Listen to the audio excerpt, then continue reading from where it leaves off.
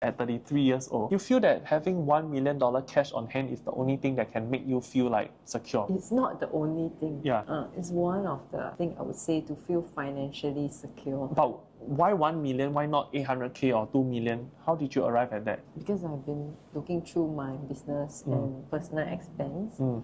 And if I were to stop working, if there is a life-changing event, then this 1 million cash, Yeah. ready cash, liquidable cash, will be able to sustain the lifestyle or even the kind of medical resources that I would need. Yeah. And you were saying that you actually have an accountant to keep track of all your expenses. Why do you need an accountant?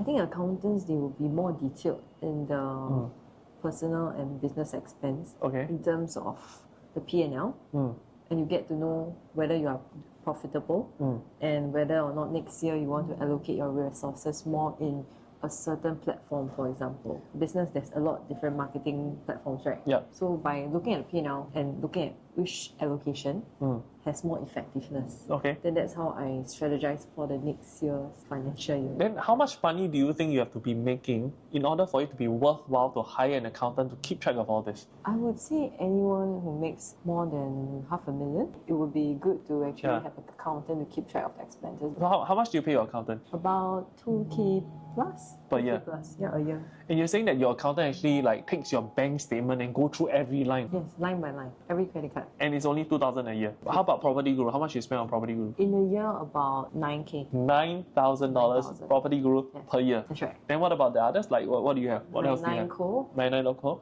99 Co, the accounts are free when I actually bought. But it's not free now. Yeah, but when you buy, Yeah. you purchase like a website with them. You can purchase, like for example, if you're doing Trump Park, probably they give you a free account. Because there's also an investment of about 10,000 on the website. It's a PPC running You mean platform. you pay $10,000 to 99.co to build a website for you? No, it's not a website. It's a website plus the PPC Leads. platform. Yeah, the leads are being churned out. How much is one lead? So I would say per lead cost is about 200 to 250. $250 per lead Yeah. from 99.co. Yeah, but it's a very qualified lead. Successfully closed Tembusu Grand Unit through the 99.co lead. So sold their house. So you're saying that 99.co PPC leads that cost $250 is worth it? Yeah, it's worth it. Are they giving you a commission for that? No.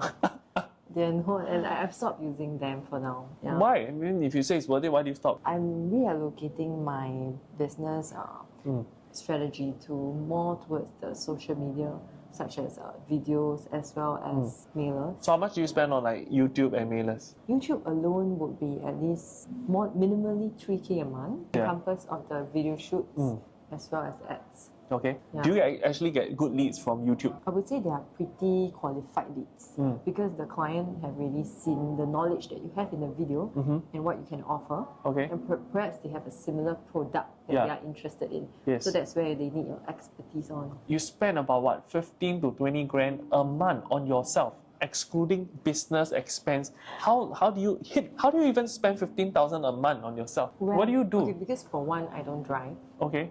So I take Grab everywhere. How much would that be? That would be about 3-4K a month. You take 3 to 4K per month worth of Grab. Yeah.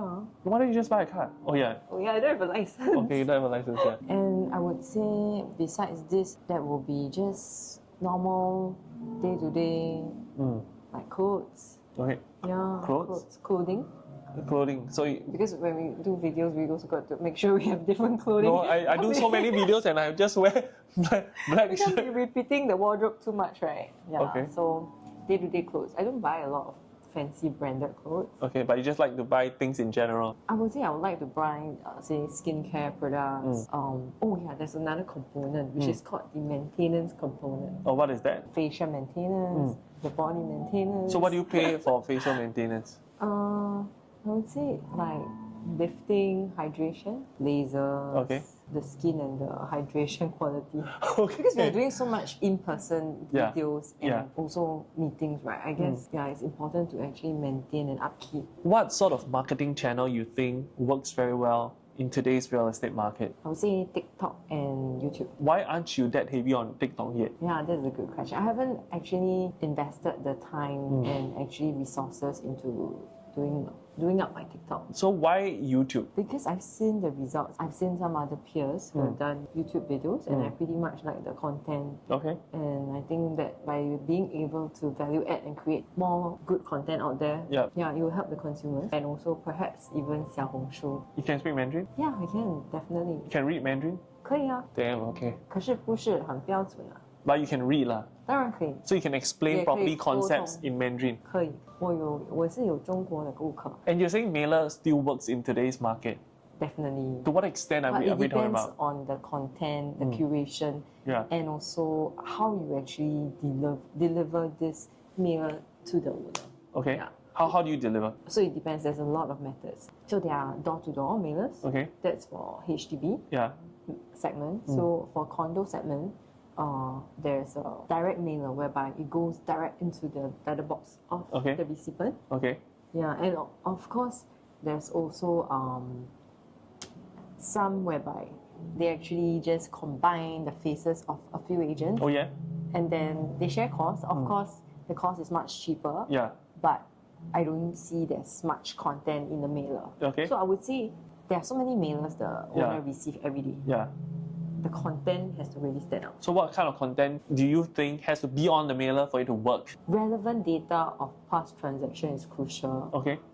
As an owner, I want to know, okay, what's the price I'll be expecting to sell my unit? Okay. And if I were to sell, where can I look out for? What are the options available for me? Okay. And how many months? What duration am I looking at? Okay. So if all these few factors are already there on the flyer, I will be motivated to look further into the flyer. Do you do your own mailer or you get SRX to do? I do my own mailer. So you design everything yourself? Yes. And then the data also you curate it yourself? Yes, that's right. Everything myself. And then you go to a printing company and print yourself? Yes, that's right. And you put it into an envelope Sometimes I even have to buy the ink and print it out myself. in your own home, in your own own print. office, yeah. And you cannot keep track of your expenses yourself. Oh, but these expenses I will keep track, like all the Okay. mailers, costs, I will keep track. I mean, you don't have to, Because right? it's quite expensive per mailer. Actually, guess how much is it per mailer? One piece? What material? Including the delivery and the stamp. $1. Yeah, $1, slightly right? more than $1. 120? Yeah, about there. For a decent quality. I'm not even talking about art card. Yeah. It's just decent quality. Yeah. But 120 you can get SRX, what? But that would be in a smaller, much smaller frame. Yeah. Just this amount of Yeah. content. So you have to squeeze all your content into that mini postcard. Okay. Can I see an example of your mailer? Sure. Later you show me. Sure. Do you think you are a very competent agent I would say effective, skillful, and a good negotiator. and a good musician? Negotiator. I know, but you were blowing your own trumpet. A good negotiator. Yeah, I'm a good negotiator. So for you're a sure. good negotiator. Can you define what you mean by good negotiator? You are able to get beyond your client's expectations. So wait, are you saying that if the seller wants $1 million Yeah. and the buyer's budget is $1 million, you negotiate to $2 million? Is that what you're saying? No, maybe not 2 million, but definitely I will get slightly more than $1 million for my seller if I'm representing the seller. Okay, can you share some tips on how to negotiate better, considering you just said you're a good You can read negotiator? the book. What I book? recommend you a book. Yeah. It's called Chris Voss, Never Split the Difference. Okay. Yeah. But I want to hear it from you. Like, I want to hear from your perspective because you said you're a good negotiator. Give us an example of like what a good negotiation is. Okay, maybe I just share my recent closing at Florence Road. It was a landed property. Okay. Yeah. So Inter, semi, corner? Inter. Okay. Yeah. So How big is the land? land size is about 2003. Okay, that's a pretty big Inter. And I was representing the seller. Okay. There were many buyers that came to view. Yep. And there was this particular second viewer. Okay. Hey, wait, is the structure done? Structure house, is it done up? Yeah. Everything, Original? No, it's can move in condition. Envelope design? Yes. 3.5 story? It's two story. That means the GFA haven't maxed out. No, not yet. Okay. But it's moving condition. It's not those that you have to. It's very dilapidated. It's move in. Move-in It's condition. just that it's not well renovated. Can I guess what the asking price was? Sure. You closed already or haven't closed? Closed already. So we can talk about it? Yeah. I was guessing asking for 5.5. 5.5. Inter terrace. Yeah. 5.5. Is it low or high? 5.5 can get brand new already, almost. But the land is big at 2003 leh. Most inter-terrace the land. Now you make me my seller cannot watch this. My seller will feel that I've undersold. Okay, anyway, guys, the bank valuation that I got was about 3.5 Are you kidding? and 3.6. So you sold at how as much? well as 3.7. Okay, so there were quite a wide range for the bank valuation. Yeah. And eventually, you guess how much I sold? Wow, 4 million. No, 3.9? 3.7. You sold at 3.7? Yeah. It's actually a good deal leh. The land is very big. Good deal for the buyer, yeah? Yeah, good deal for the buyer. It's a good deal for the You're buyer. trying to tell me that it wasn't such a good deal for my seller. 3.7? Yeah. Oh wow, okay. So that turns out to be about 1,006 to 1,007 PSF. Okay. Yeah. And So- I think when I said that I negotiated hard for my seller was the extension period. So Okay. because my seller was already not well, meaning Okay. that mobility is an issue, Okay. which is why they want to sell this house. Mm. And I think that I didn't want to have them because they are at old age already. Yep. I don't want to have them to worry about shifting to another place Yep. and so on. So I really negotiated hard on the extension period, and Okay. we went back and forth. Okay. And in the end, the extension was free of charge For how long? for about 3 months or so. 3 months. And in 3 months for that place is pretty decent. So, 2,300 square feet land, inter-terrace, transacted at 3.7 million. Yeah. 3 months extension for free for the seller. That's right. And we advertised at 3.65. So how do you manage to convince the person for 3.65 to come out to 3.7? It's really a lot of back and forth of facts and figures, and also gaining the trust of the buyer, because the buyer's agent actually allowed me to convince the buyer also. So all of us were sitting outside. I mean, my owner was in the house. Yeah. We were downstairs, Yeah. sitting in the car Yeah. and negotiating the deal. Yes. We were just negotiating very hard Okay. to everyone's interest so that we can reach Okay. a win-win scenario. We managed to secure the price, which was 3.7, which Yeah. was what my seller wanted. Okay. And we still managed to get a free extension stay. So you negotiated for how many hours? Wow. We were sitting, it was raining, I remember. So we took out the umbrella and we were standing there beside in the car, right? Uh-huh. Because it was like a van. Yeah. We open up. And then because the buyer also lived nearby, Okay. and he was afraid we will take the check, and probably get a higher offer. Yeah, yeah. So he was waiting there the whole night. So I guess about 8 hours. You negotiated 8 hours. 8 hours yeah. under But the rain. in between, everyone went for break. Yeah. Like he went home because the seller also Yeah. renting a house nearby. So he went back, and then but the agent and I, we Yeah. were there for 8 hours. 8 hours Yeah. of negotiation. Yeah. And it was under the rain, you're saying. I mean, we were in the car, so Yeah. it was not that bad. So it was a one short 8 hours negotiation, not over a couple of days of back and forth. Oh no, it was quite fast. I would say the night before Yeah. they already showed keen interest, Yeah. so we knew that this time round they are going to offer and give a check Yeah. on the second viewing. Okay. So after the second viewing, we got a check. Okay. But yeah, it went on for 8 hours because there are so many components, Yeah. and my sellers, they are of old age. Yeah. And I didn't want to stress them also, so I gave them time to think. Mm.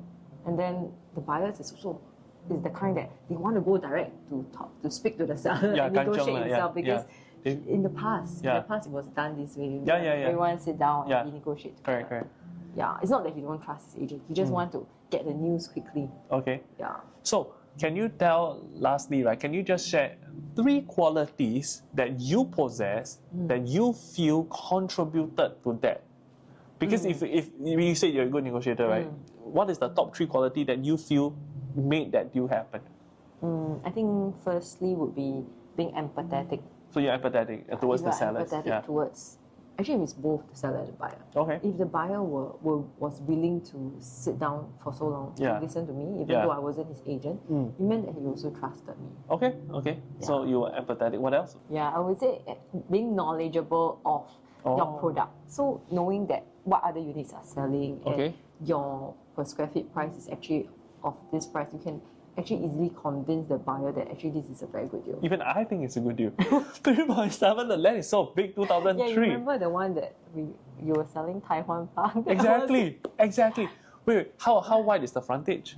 was, 7 meters. Yeah, 7 It's a good meters. deal Yeah, for and the buyer. And like I mentioned, the house was ready move in. Is it Means that rectangle? It's a very There's no odd shape, right? no odd shape in the house, and there was even an airwell area, Yeah. so you can even Provision. provision for like Yeah, lift shaft. yeah. And I felt like, wow, if I hadn't bought Grand Diamond, Yeah. I would have bought this. So Exactly. I told myself, I said, oh no, he only decided to sell this year Yeah. because there was some mobility issue. Yeah. So it's, Okay. I felt a sense of, wow, I could have been the Exactly. buyer. 3.7, I think it's very reasonable. Yeah, when you look at the PSF, Exactly. it's very low. Exactly.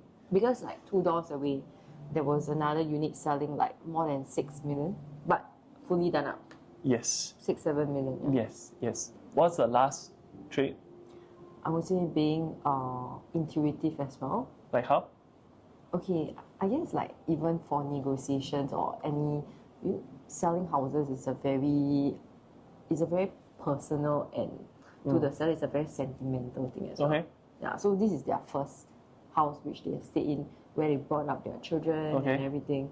So selling this house also was quite, I would say, if it wasn't because of the mobility issue, they wouldn't have sold it. So they were quite sentimental as well. So I think being able to deliver the timing of the offer in a comfortable way, comfortable setting, and not pressurizing them. So being intuitive to their feelings Okay. and knowing what right words to say and making them feel comfortable. Okay. So if let's say like, okay, you share the offer and probably they are not ready, Yeah. give them the space. So Ah. it takes intuition to tell also the energy of the room. Okay. Because like I mentioned, someone of the family was already not well. Yep. Yeah, so I think this is pretty tricky. You need to handle with care because it encompasses feelings. Yeah. Yeah, she was not well, and then I spoke to the helper. The helper Yeah. said, "Oh, last week, she was well. Today, like, she's already like not walking well." Yeah. And as much as you do want to sell the property, Yeah. you also want to make sure that Yeah. your seller's feelings are well taken care Yes, of. of course. Yes. Yeah, and then they don't feel pressured because the buyer on the other hand was waiting downstairs. Yes. You know, and it gives the seller that sort of pressure that, oh, you have to sell now. And they are also of certain age, they need to take time to read the OTP and stuff. Yep. Yeah, they are not very familiar with these things. So Okay. making them feel comfortable and I would say the trust and of course professionalism has to be there as well. Okay. I think the way she handles the property business is very interesting. A lot of property agents, we look at our career as like we're self-employed, but she really runs it like a business, got accountant, all that kind of stuff. I think it's very, it's very good. Leave a comment if you have any questions. Yeah.